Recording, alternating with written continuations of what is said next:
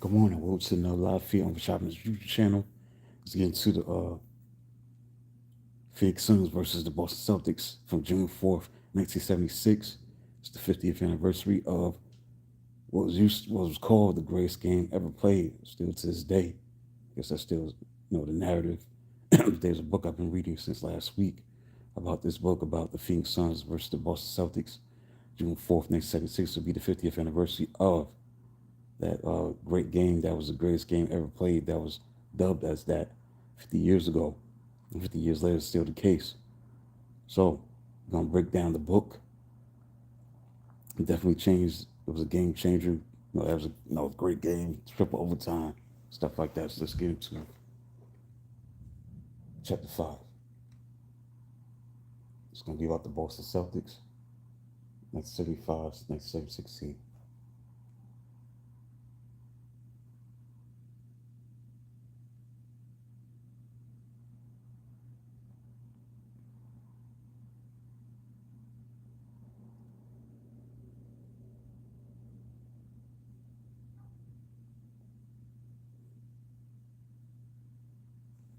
1975-1976 Boston Celtics wanted to forget about their defeat to Washington in the previous season's Eastern Conference title series and bring home a second NBA championship in 3 years.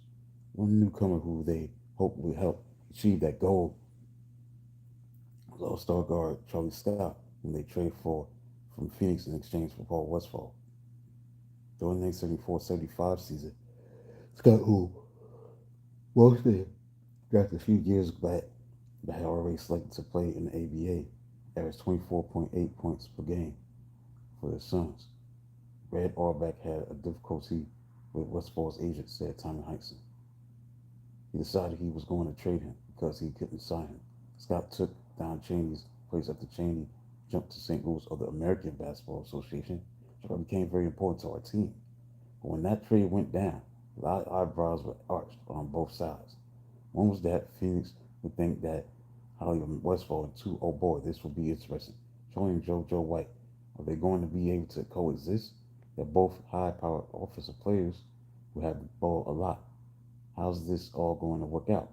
Well, I remember noticing right away at training camp that they were hanging out, bonding, and trying to make it work.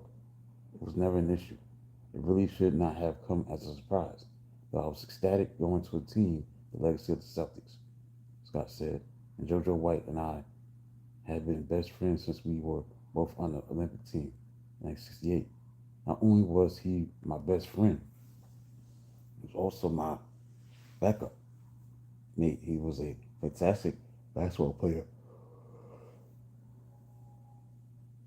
I thought we were just as good as any backcourt in the history of the game. Charlie became our starting two guard after playing point guard for Phoenix. He was a scorer, but JoJo ran the team.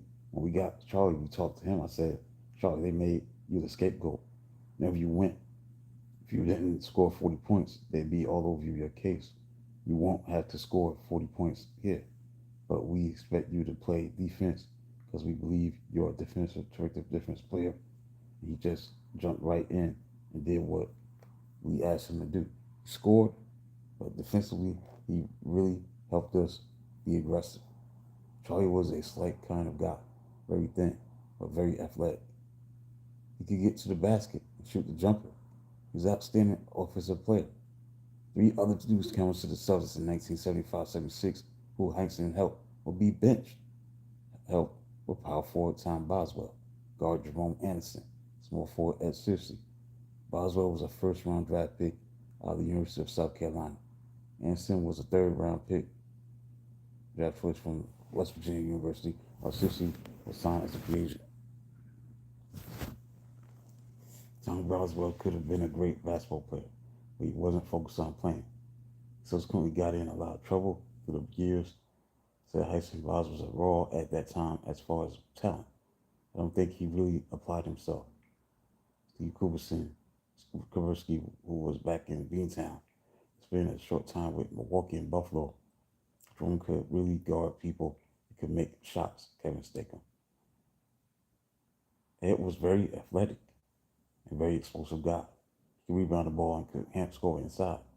But since he spent a very short time with the team early in the season, was in awe of many of his teammates. He was 22 years old and said that he grew up watching everybody on the team. Said that after he started playing with him, they were really good guys. Actually, they put him through the whole rookie thing, like having to go get the hotel keys, pick up the luggage at the airport, little things that like that. But he didn't mind. Said that he came in and busted blank and beat out eight guys, eight other players to make the team. He started an early exhibition game against the Knicks at Madison Square Garden. Said tongue in cheek that was his bad luck that nobody got hurt that year, that nobody had a sprained ankle, nobody caught a cold, and said that was like a paradoxical feeling. Oh, that he could have played. The team won, that he would not have played.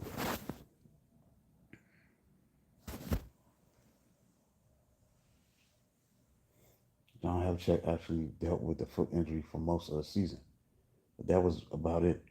He did the best he could, which was pretty good.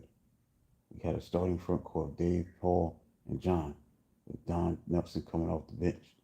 We had JoJo and Charlie as the starting guards. That's a high talent level. Paul, Dave were the backbone of that team. Their rebounding and defense were the keys to our success. They were aggressive, said former New York Knicks Walt Frazier in an interview with Classic Sports Network. ESPN Classic Collins provided the impetus. He was an adrenaline type player, all sides relentless on the glass as well, so it bordered on being dirty. But I think they were just a very aggressive team. We practiced hard. We respected what each other brought to the court. Every guy knew his responsibility. We never worried about the other team. We were good enough to be anybody. We were a blink of a team. I hated the Celtics. I hated them. I hated anything green other than money. This kid growing say when I was in college, the Celtics always won.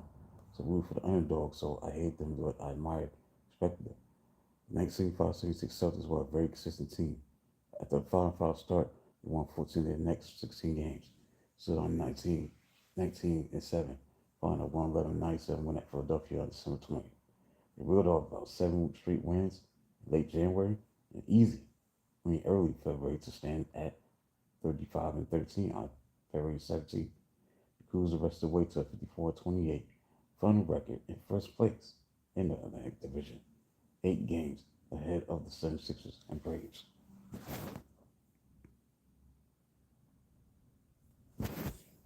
Hope somebody gets subscribe to the channel. I'm reading this content. Collins averaged 19 points, 16 rebounds, 4.2 assists per game. White averaged 18.9 points, 5.4 assists per game. Dave was probably one of the greatest undersized centers in the game. He was aggressive, like I said, mobile, tough defender, could shoot the mid-range shot, go to the basket, heck, competitor. I was a lot more athletic than people realize. Still said he was very explosive, very fast. He played the center position almost like a linebacker, setting picks, going through picks. He was just a great player.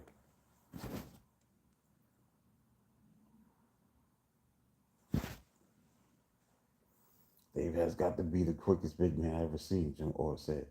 For a big man, that's just a strength you don't see. He's hard nosed and would risk his body to go after a ball. He's just ferocious. He's one of the hardest workers on the team, and back down to no one. Most opponents did not like playing against him because of how physical he was. When they say 576 season, JoJo White was at the early peak of his career.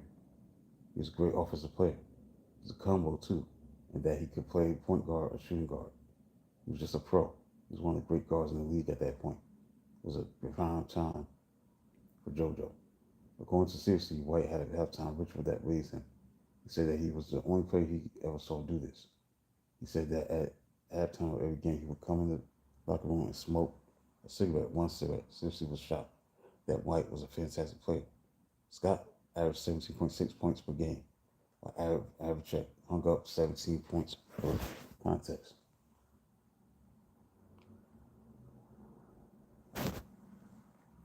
Charlie was a high energy individual who could score in bunches. He was very, very competitive too.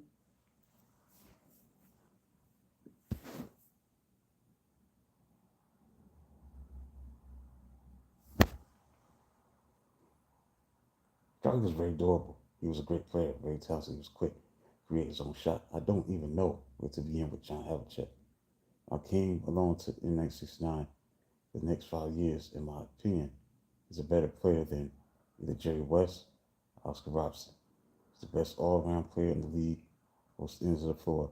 He was doing triple doubles routinely before we had a word for it. John was the ultimate pro, Corsi said, and he performed every night.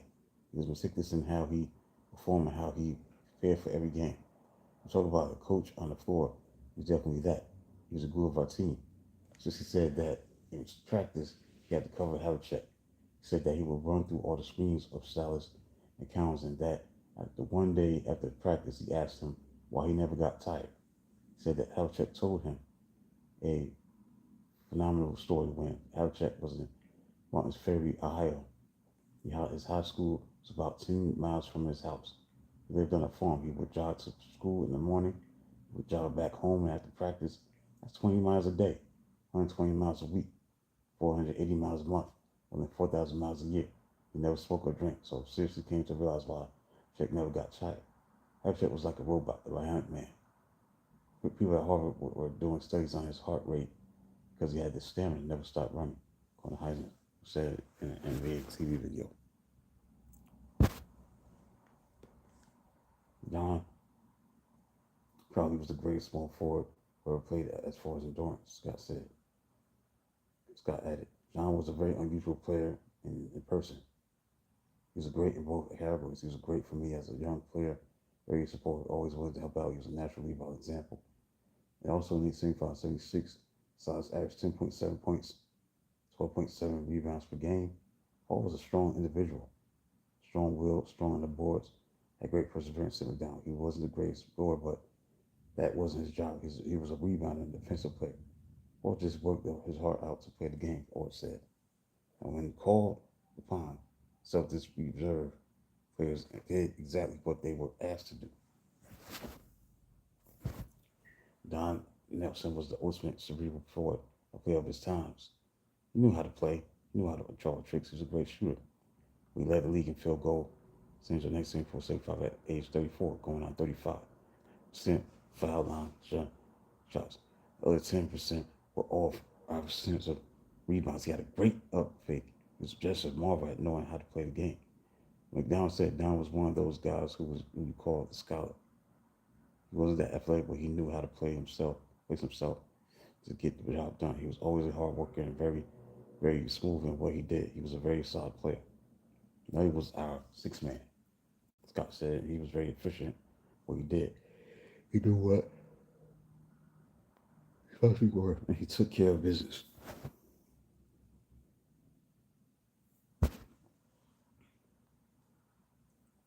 And McDonald fit in perfectly for the type of role that a backup to Havlicek would have. He run a wing, he was very fast, played in a lot of games, and had a role.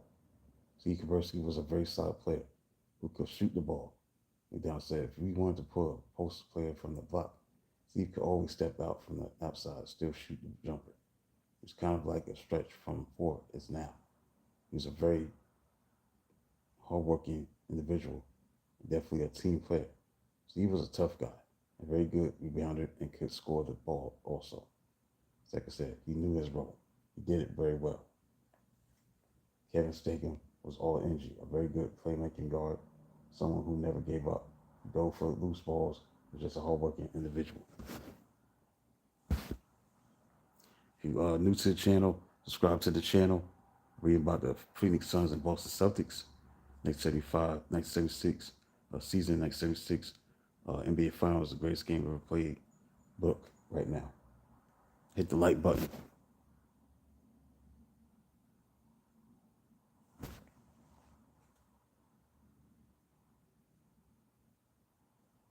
When Kevin got a chance, I thought he performed well. Jim Orr was a good backup center and provided what you want out of a backup center. Jim was very athletic and strong. He rebounded the ball well. Tom Basil was a very skilled big man. He could rebound and do a lot of different things. Every time he got a chance to play, he did very well. As Walter said, coach, most of the players adored Heinsohn. I love everything about Tommy. He allowed all the players to be themselves. He didn't put any responsibilities on you they thought you shouldn't do. All you wanted to do was be respectful to what you were supposed to do and be prepared to play when the time called for it.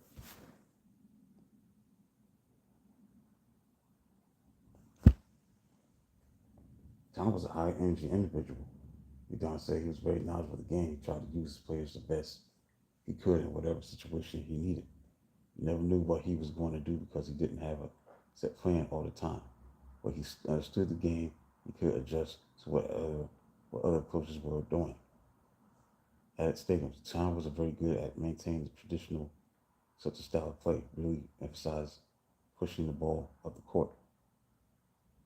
The players were also big fans of assistant coach John Pilia.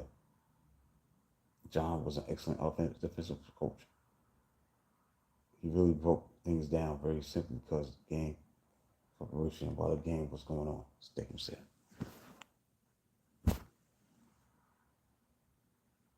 John had a brilliant offensive mind, Ryan said. He was one of the legendary all-time high school coaches in the state of Massachusetts. I came in 1969-70. There were no assistant coaches in the league at all. He was one of the very early assistants. He was a truly right-hand man. He was very valuable. During the second half of the 1975-76 season, Celtics were having trouble winning out on the road. They went to the playoffs with a strong element of doubt, Ryan said.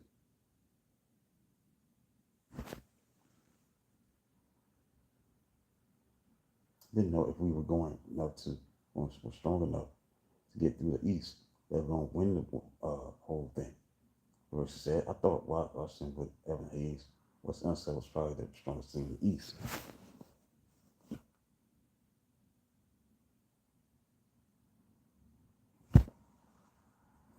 Boston's first playoff opponent in the Eastern Conference semifinals was the Buffalo Braves, who had superstar Bob McAdoo plus other talented players, Randy Smith, Jim Miller, and John Schmidt.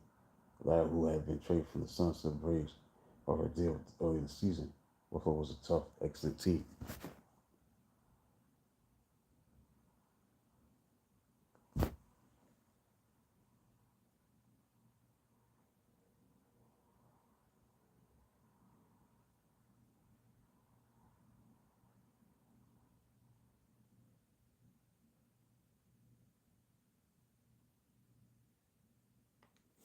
So I thought we had more talent than Buffalo, though. Said, well, if we stayed out of trouble, thought we'd be just fine. Figured that it would probably go 5 or 6 games. Well, all was correct. Boston ousted the Braves 4 games to 2. Celtics won game 5, 107 to 98. 21st at the Boston Garden. Cowens had a monster game with 30 points, 17 rebounds, and 7 assists. White scored 27 points, while Chet put up 22 points, but injured his left foot. They would miss the next 3 games. 2 nights later, again at home, the Celtics defeated Buffalo 101-96. Cowens again came up big with 27 points, 18 rebounds. Nelson had a nice game with 22 points, 6 rebounds. 2 days later, in Game 3 at the Buffalo Memorial Auditorium, things looked good for the Boston Celtics. They had a 24-12 lead at the 1 quarter.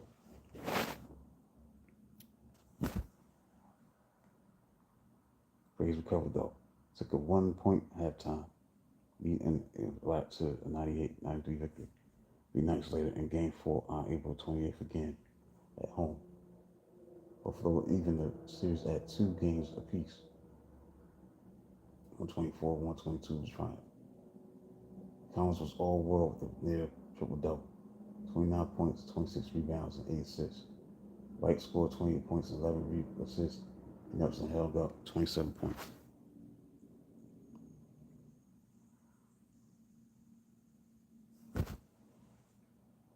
2 nights later, Game 5 back at the Boston Garden, the Celtics won 99-88 on 30 points and 16 rebounds from Collins. The Sox was huge too, with 15 points and 22 rebounds. 2 days later, in Game 6 at Buffalo, Celtics defeated the Braves 104-100 in the series clincher. Scott scored 31 points and had 8 assists. White scored 23 points, and the Celtics managed to win the series, which was struggle, said Ryan. Most opponent in the East Conference Finals was the Cleveland Cavaliers, who won the Central Division with a 49-33 record and beat in the thrilling conference semifinal series 4 games to 3.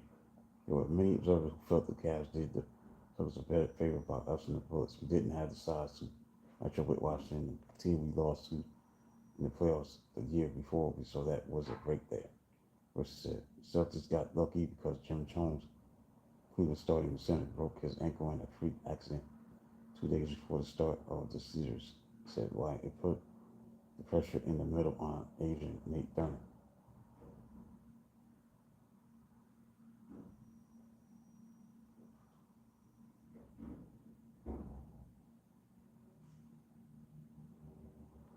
Cleveland had some pretty good players like Bingo Smith and Jim Clemens, Zakaberski, but we were pretty confident that we could beat them.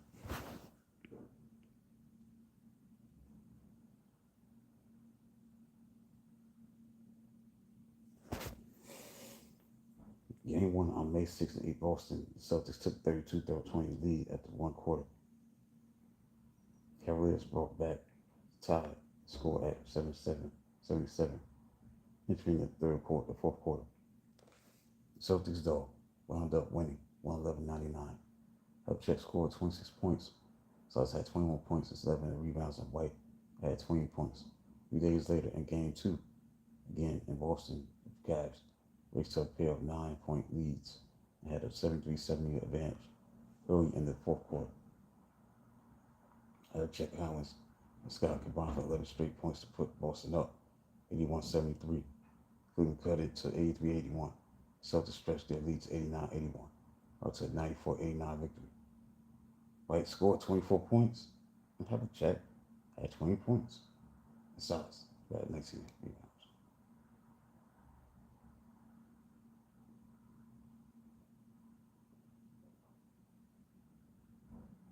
The Cleavers moved to the Coliseum in Richfield, Ohio, for Game 3 on May 11th. Celtics trailed 43-38 at halftime, at which point Thurman had held counts to just 8 points. Cavaliers kept the lead. The Wizards tied the score at 62 with 9:53 left in the game. Cavs scored 6 points straight to go up 68-62 on the way to an 83-78 triumph. White scored 22 points. Collins was a monster with 19 points and 20 rebounds. Styles had 20 points and 12 rebounds. 3 nights later, again at the Coliseum, the Celtics went trailing from 79-77 with 8 minutes remaining in the game to trailing 97-83 with 2:20 to go. They wound up losing 106-87, tying the series at 2 games apiece. Recovering effects from his earlier foot injury kept Havlicek out of Boston's starting lineup in Game 5 at the Boston Garden on May 16th. He will see action only if it became critical, and critical it would become. So the game was another frantic battle. Cavs up 23-22 after one quarter, score tied 42 at the half, and was doing at a masterful job on Collins. Picked up his 5th foul early in the third quarter. He played with caution until about 5:03 left in the game. Soon after the back race to the bench when Heisen was ejected, immediately inserted Havlicek into the game. Hondo failed to score from the field, although he was the inspirational lift his team needed. They sank 2 free throws with 11 seconds to go, sending the Celtics to a 99-94 victory. At 3-2 series lead, Collins scored 26 points and had 11 rebounds and 6 assists, but Silas totaled 13 rebounds. And top 2 nights later, in Game 6 at the Coliseum, the game was once again tight from start to finish. Boston was up 22-19 after one quarter. Cavaliers led 46-43 at halftime. They reeled off 8 straight points to forge ahead. 69-61 late in the third quarter, the Celtics pulled to win 69-67 after 3. The game was tied at 69, and at 76, and again at 78. A 3-point play by Thurman gave the Cavs an 81-78 advantage. Collins tipped in, but Boston up 82-81. The Cavaliers went up 83-82, and White hit a long bomb to give Boston an 83-84 lead with 3 minutes to go. He got the lead back at 85-84. Cavaliers stole the ball from Collins, but couldn't turn it into the points. White hit it another from downtown from 86.8685 Celtics lead. Then stole the ball with Scott and drove for a layup. The Celtics went on to win for 87, win the series in 6 games. White scored 29 points. Counts had 21 points and 18 rebounds. Had Jones not gotten hurt, he very possibly could have won the series. He'll never know what happened that had Jones had gotten hurt. Yeah, very well. And was played great against Collins. Those two had an unknown great rivalry. They didn't play enough games against one another for people to realize how good it was. Even without Jones, the Killers held their own.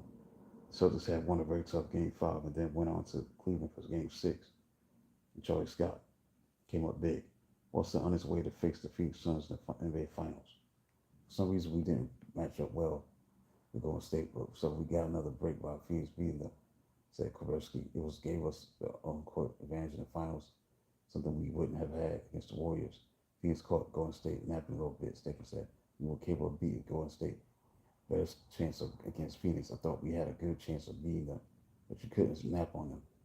They had tough matches themselves. Paul Westphal had become a star by then. He was a real tough cover, but he was a very deceptive. He had a great crossover move. He was pretty much ambidextrous. Ricky Sobers was a tough guy. Alvin Adams was a real quick, very athletic, very talented. Phoenix was a similar type team to us, said Heisen. Adams was almost a duplicate of Collins without the ferocity. He could pass, shoot the ball outside, so it was like playing ourselves at times. They played up tempo. They had really good players, but we were still confident that we could beat Phoenix at Kavirsky.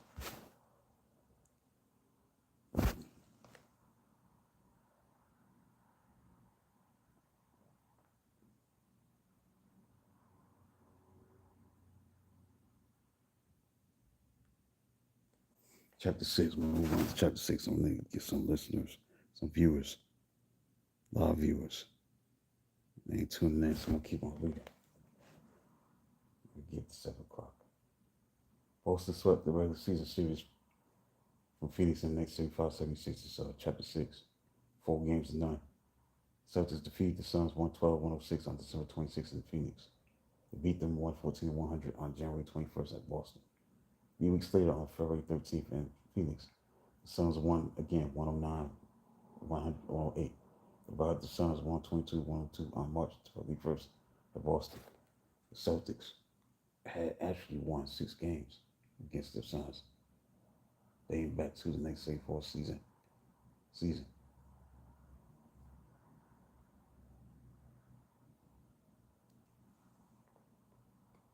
Boston had its way with us that 75-76 season. It wasn't a matter of having to get accustomed to how they played. We knew how they played.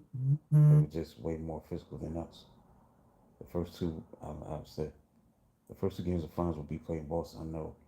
I knew from my playing days that Boston Garden was a tough place to play. Bianchi said we could never beat them there. Every time we went up there, we had a police escort. I knew that. But Boston, you can't just be good, be 10 points better because you're not going to get the breaks. It was fun being around Al when we were playing the Celtics because he'd been beaten by them so many times as a player. I had a real built-in hatred for them. Felt what some say always had was about why we should get that goal. So I should go get the hated Celtics. That's what Westphal going up against his former team had a vendetta. I really didn't have any fear because I was used to those guys. He said he also knew how good they were. It was just something that was really exciting to do. We were into the series with wide open. Joe Crown said, "You're a young team. Think about 2 rookies in the starting lineup playing for the championship, playing on one of the toughest courts ever. Was going against an excellent Celtics team. The whole idea in the playoffs is that when your home games, you have to still win the road if you don't have the home court advantage. We all felt that we had a legitimate shot of beating Boston. Said Alex, I knew we had an ace in the hole in Paul because he taught us, watch out for Havlicek. He packed him down. Sometimes he'll just grab your shorts, pull you down. And Paul said, knew all of those little tricks Tennessee's Boston did from training with them before. He was a big part of how I preparation for that. I knew even I was playing against Dave Cowens. I was going to have plenty of losers, and it was going to have whiplash. He was a great center who was quick enough to guard the quick centers like myself and Bob McAdoo, but he could also pound the big guys like Bob Lanier and Nate Thurman. He was that rare combination of strength and speed. that you didn't see every often. On the edge 60, Adams would shoot jump shots. He said that it's like a modern day center. He didn't play in the hole. He said that brought Collins outside, which opened up the center for his teammates to a drive. There was a lot of commonality in our games. Sabonis, Collins, said Adams, it's one old life story. Game one on May 23rd, the Celtics won 98-87 behind 25 points, 21 rebounds, 10 assists from Collins. White scored 22 points, while Check came off the bench to score 16 points. Adams led all scores with 26 points and had 8 rebounds. After trailing 25-24, one quarter of game two, 4 nights later, Celtics forged ahead 46-41 at halftime. Then Bristol Phoenix 34-16 in the third quarter for an 80-57 lead and route to a 105-90 victory. Havlicek came off the bench, came up to again to score 20 points. Collins scored 16 points and had 12 rebounds. Westfall scored 28 points well. So had 19 points and 15 rebounds and losing calls. We controlled those first two games that conversely, I think, much led most of the way. We didn't adjust well. There was a lot of very, very physical play. I think Boston was just better in those first two games. Played well and we didn't, like I said. They found us and did what they wanted to do, Adam said. I think we thought we would just beat up and that we need to respond, play together, tougher, more physical, make our cuts. So got guys' arms off all of us, take the ball to the hole, make the referee see the fouls, not be complacent and be the aggressive. Charlie had an axe to grind with Phoenix. He's played great, said Simon Axon. JoJo had just carried the team. Mel McCoy recalled the Boston media, the newspapers, and radio, saying, "Who are these guys from the desert? They don't belong in the same arena as the Celtics."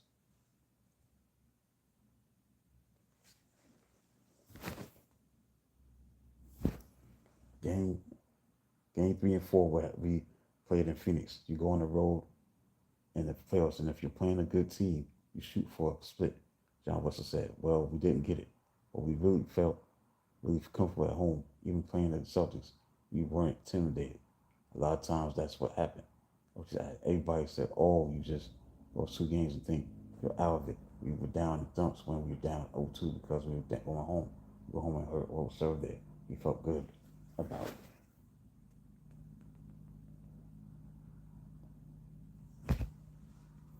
You all been around enough, except Ricky and Alvin, that we all knew this old cliche that so somebody wins a good game, the series hasn't started.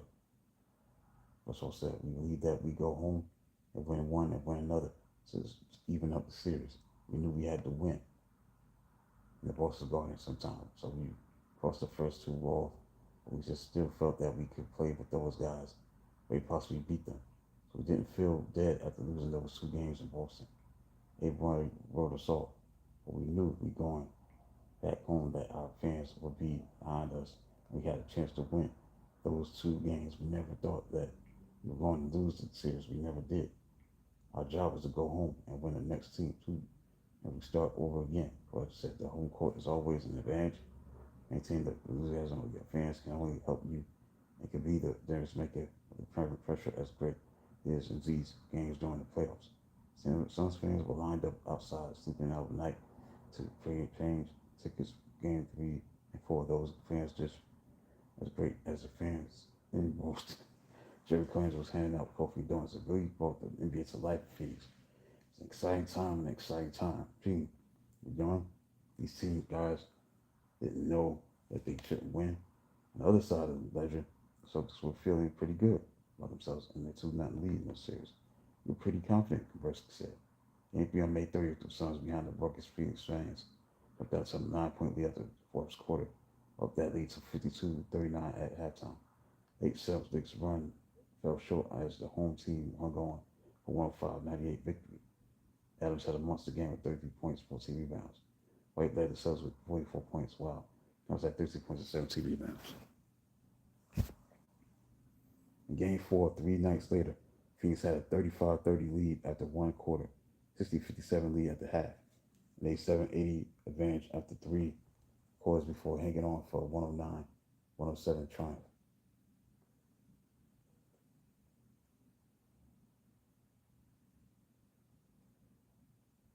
X4 scored 28 points and had 9 assists, 5 rebounds, while Hurd had 19 points and 15 assists. Adams scored 20 points and scored overs added 14.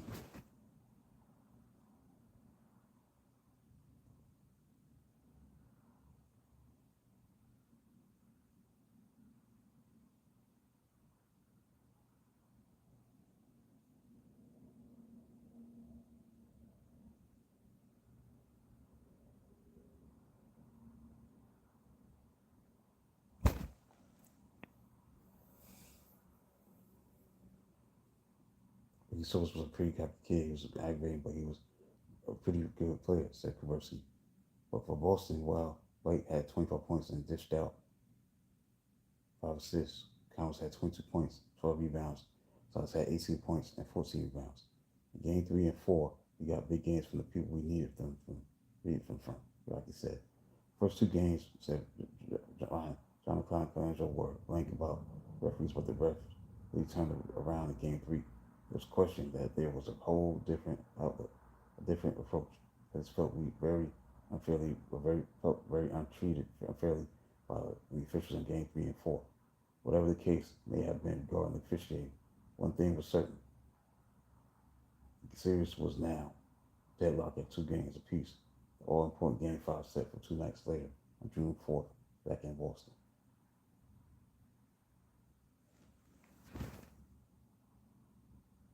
If you didn't tune in today, that may change a different time. I'll be in chapter 7 tomorrow. I'll do it at a different time to get more viewers. So, fortunately, I get that many viewers as I can. But later on, at 12 o'clock today, I'll be in the Bible study, Freedom Christ Study Bible. I'll be concluding the Trinity lesson. Talk about the Holy Spirit, chapter 1 of Acts, verse 2 through 16. 2 through 12. 2 through 11. Acts chapter 1, verses 2 through 11, the Holy Spirit. We concluding that study today at 12 o'clock. At 6 o'clock, I'll be doing a live feed on why Pro Washington was the greatest show ever in college basketball history. Talk about him.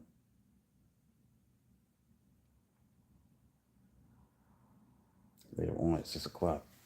So I'm going to be very busy today, but I think I'll be changing the time of these live feeds. So 6 a.m. maybe do at 10 or 30, 11 o'clock. I'll see. Definitely going to do it later on in the day, 10:30 to 11 o'clock. 10:30, 11 o'clock. Maybe 11 o'clock. 11 o'clock. Change the time. 6 a.m. is not a good look.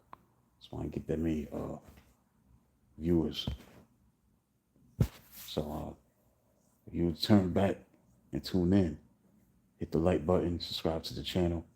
If you like the channel, get a subscription up. So I'll talk to you later at 12 o'clock for the Bible study time, Freedom in Christ Study Bible. Cool, the lesson about the Trinity of the Holy Spirit, Acts chapter 1, verse 2 through 11. So then, talk to you at 12 o'clock.